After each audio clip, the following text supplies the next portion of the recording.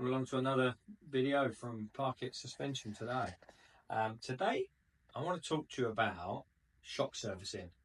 Not an in-depth, this is how we do a shock service, but more what goes on during the shock service. And the only reason I say that is we've had a few shocks in of late that are reported to be recently serviced, and we've taken the oil out and that has been fresh. So you kind of taking them apart thinking, okay, yep, I can see that this has been serviced. But then we've been finding other things in there that makes us think, serviced, debatable. Oil changed, definitely. So there's some things inside these shocks that need changing during service. And for that reason, take this K-Tech DDS, for example, that we've got here that we're currently servicing. We buy specific kits for them. In actual fact, I've got one here for it. This kit, for instance, covers absolutely everything I need to service that shock. New bladders, O-rings, bushings, seal for the seal head, you name it, it's in there. I think sometimes people don't go to that extent. When it takes our O-ring shock, we've got a box that's behind Chris, the cameraman, there, that has all of the seals in there, all of the bushings in there, everything like that. And we basically change everything as we go, including what I want to come to, things like the piston band. So at the point of taking the shock apart, we degas it, we de-oil it, we start stripping it, and we clean it, and then we start going through them. In the case of these, we look at the shim stacks. Now this is a DDS, so it's a twin tube, a bit like the TTX. I don't want to get these out because these are still pending cleaning. But you can see basically all these assemblies, and we dismantle those to clean all between there. Again, when we do that, it's because we're checking for damage, warp shims, anything out of the ordinary. And then one of the other elements, like I mentioned, and this is the whole ring of fruits, I've got a few here, piston band. And this is the bit that basically has shown us that are people doing what they say they do. And also to talk about accelerated wear and people thinking, my bike's only a year or two old, do I need a shock service? Tough one to say without getting inside it, but I want to show you something. Now, this here is a piston, and that is a piston band.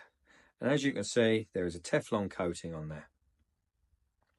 That Teflon coating will wear with time. Now, in the instance of this one seals on the body of the shock. For instance, when we have a look at the DDS, it has a different band. This one is a flexible Teflon band. In fact, we'll take this off because this is being changed. And in this instant, it seals with the outer tube. It says all thumbs. For instance, obviously that's not on correctly, but you get the idea. So we took apart WP shock for a KTM. It was less than, I think, 13 months old. This is the piston band we took out, and I'm going to try and show you the other one. You can still see there is some Teflon on there, but you can see the surface underneath where it's heavily worn. I say that's a new one. That's in a shock just over a year old, which, to be fair, pretty shit. And it just so happens we weren't actually servicing the shock, we were fitting an internal lowering kit, so by virtue of the fact that we had to strip it, we found that. This is another band from a shock that was reportedly recently serviced. That one ain't got no Teflon on it, it's that knackered. That's unacceptable. I don't know how shops are getting away with things like that.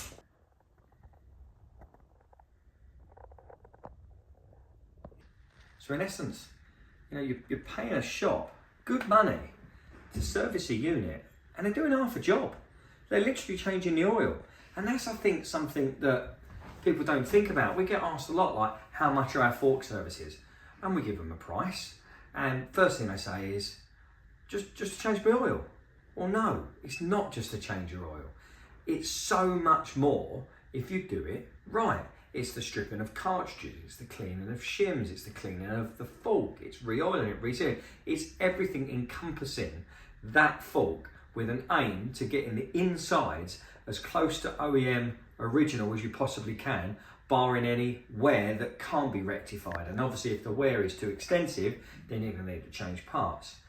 People aren't paying to plug a shock into a bleeding machine to pump out the old oil and stick fresh stuff in it. You know, sludge can form, shim stacks can get blocked.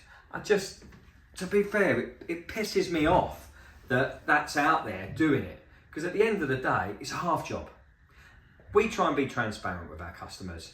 If something can't be done, we'll tell them. If something can't be changed, we'll tell them. If you can't replace a part because it's obsolete, then we may have to put the old part back in, but we'll tell them. Don't do half a job. And that's really what I want to show, is people doing half a job, but more importantly, new stuff that's wearing quickly. That may be because it's poor quality components. It may be because of the use of the bike. That's a difficult one. From our point of view, we always use OEM rated parts. We've got suppliers for original Showa, suppliers for original Kayaba. We use an awful lot of K-Tech stuff as well for our OEM and obviously for our K-Tech products. Guys, just be careful out there. That's all I want to say. You know, there's a lot of bike shops that pertain to be able to do this sort of thing. In reality, they are doing it, but it's half-cocked. So, you know, do your research. And if you're worried but out of area, perhaps contact people like ourselves. It's a very small industry. And if you're sitting on the South Coast and didn't feel comfortable sending your forks and shock up to us here, which we do, obviously you can send them through the post and we can send them back, then drop us a message. If you honestly don't know anyone, we could recommend people. What don't do is just don't go to your local back street garage and get some, I don't know, some oil just to tip bloody oil out your forks. I had one the other day, in actual fact, it's a reel on our Instagram. It was an MT07 and I tipped the oil out of that and it looked like fucking dinosaur oil. All right, spoke to the customer a little while afterwards telling him, oh my God, you were due a service. He went, due a service? I thought they were just leaking. I'm like, no, it needed a full service. He said, they were done last year. Last year. You watch that reel, get on our Instagram, Park It Dyno and Suspension, watch that reel, and then bear in mind, he was told they were serviced. So anyway, there we go. Any questions, as normal, pop them in the comment section. We'll do our best to reply to all of those.